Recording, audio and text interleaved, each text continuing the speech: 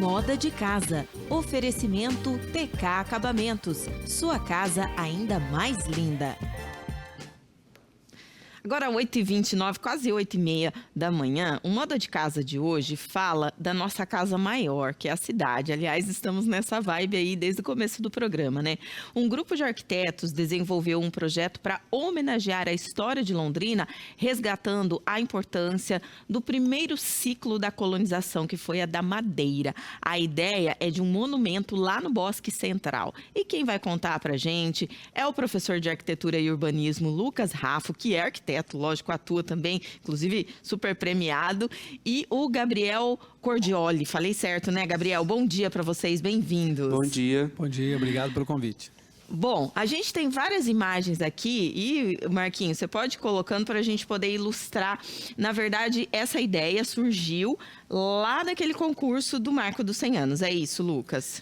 É isso, né? A ideia mexeu com a gente porque era justamente pensar diferente, pensar a cidade como cliente, né? Não, a gente está acostumado a fazer casa, fazer qualquer tipo de instituição, mas pensar a cidade como cliente nos chamou muita atenção e aí a gente se reuniu para fazer esse projeto.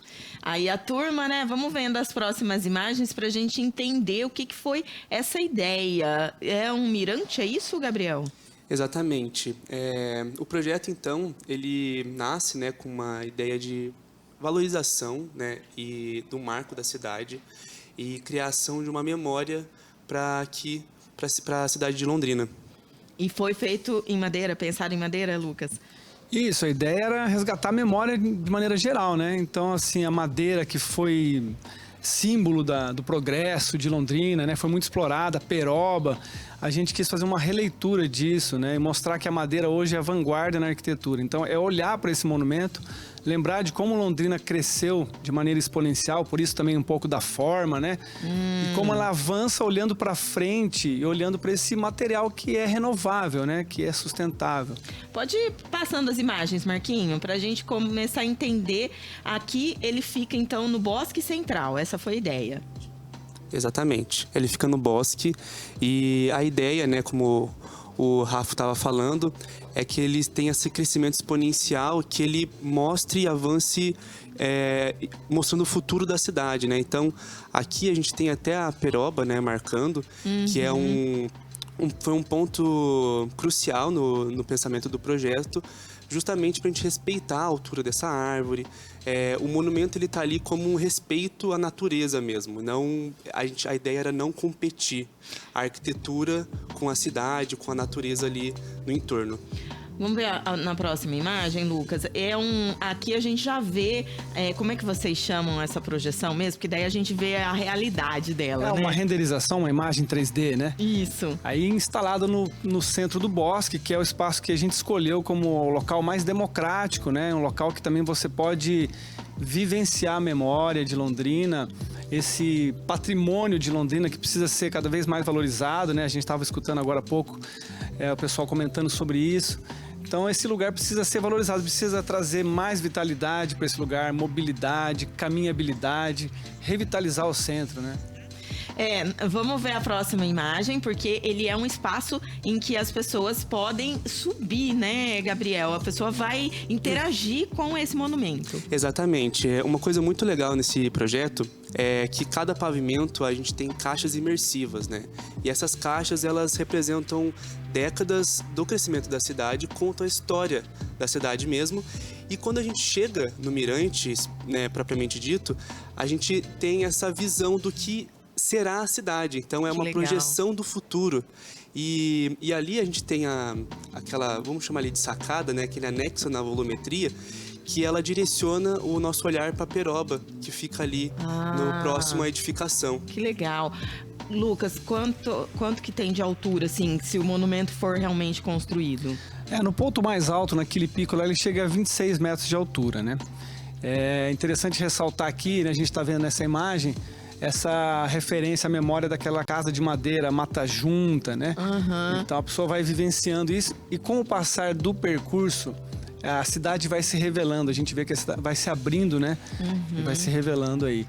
E é importante, só para comentar, assim, a ideia de ser um equipamento urbano com bastante atividade ao longo do ano. Não é um lugar só para você ir, como o Gabriel estava falando, né?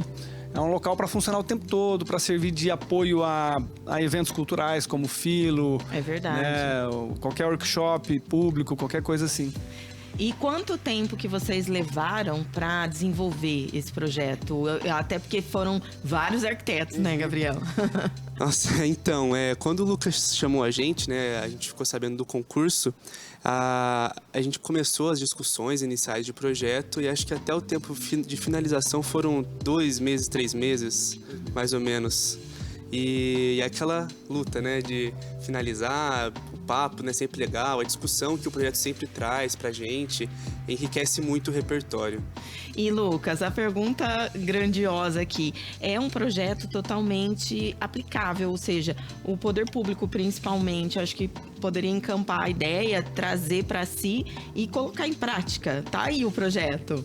Isso, a ideia é essa. O concurso foi o gatilho pra gente, né? A gente se emocionou muito fazendo, né? A participação de todos, teve a Bruna que participou com a gente, o Matheus, que é importante falar também.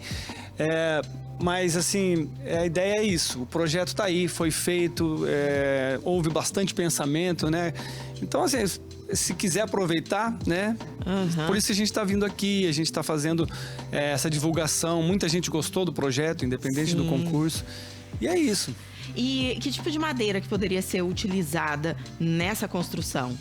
Normalmente para esse tipo de madeira é uma madeira engenheirada, então se usa o pinus, né? O pinus tratado, é uma madeira laminada colada. Então a tecnologia avançou muito, né? Uhum. Ficou aquele preconceito antigamente de que a madeira era a casa de quem tinha menos dinheiro, porque quando surgiu a alvenaria, né, na história de Londrina, por exemplo, e de muitas outras cidades, quem tinha dinheiro fazia em alvenaria. Quem não tinha continuava em madeira, né? Uhum. Mas a madeira é um material muito nobre, né? E como a gente já falou aqui, renovável, o único material renovável da construção civil. Inclusive aí uma vista de cima, achei linda essa imagem e eu acredito que dá uma perspectiva para quem chega lá no alto. Eu já fiquei imaginando, olhando a cidade, assim, como o Gabriel falou, do que vai ser a cidade, porque ela está em constante crescimento e evolução, né? Exatamente. Então aqui a gente consegue também visualizar como seria os acessos, a edificação, né? Uma verdade. coisa que, como o bosque é um bem tombado, né? A gente buscou respeitar muito a implementação dessa edificação nesse lugar. Então, aqui a gente tem essa visual, né? Que o Lucas estava comentando, essa questão da ascendência. A gente consegue perceber aqui de uma maneira mais nítida isso, né? E como eu estava falando, a ideia é que o bosque, o edifício, não atrapalhe o que já existe no bosque, né? Porque as pessoas passam por ali, existe um fluxo de pessoas constante, então a arquitetura não pode atrapalhar, né? Ela tem que ajudar e revitalizar o espaço. Gente, parabéns, Lucas, né? Você sabe que eu sou tua fã, ele que é o professor lá da Unifil. E ó, aí a última imagem pra gente ver, assim, ter uma perspectiva do que a gente veria lá de cima, né? Então, lá no altão, vendo Londrina. Parabéns pelo trabalho e que bom que vocês também estão aí dispostos a contribuir com a cidade. Obrigado, Patrícia. Obrigado pelo convite. A gente sempre fica muito honrado de vir aqui no seu programa. Obrigada, Gabriel. Muito obrigado. Sempre.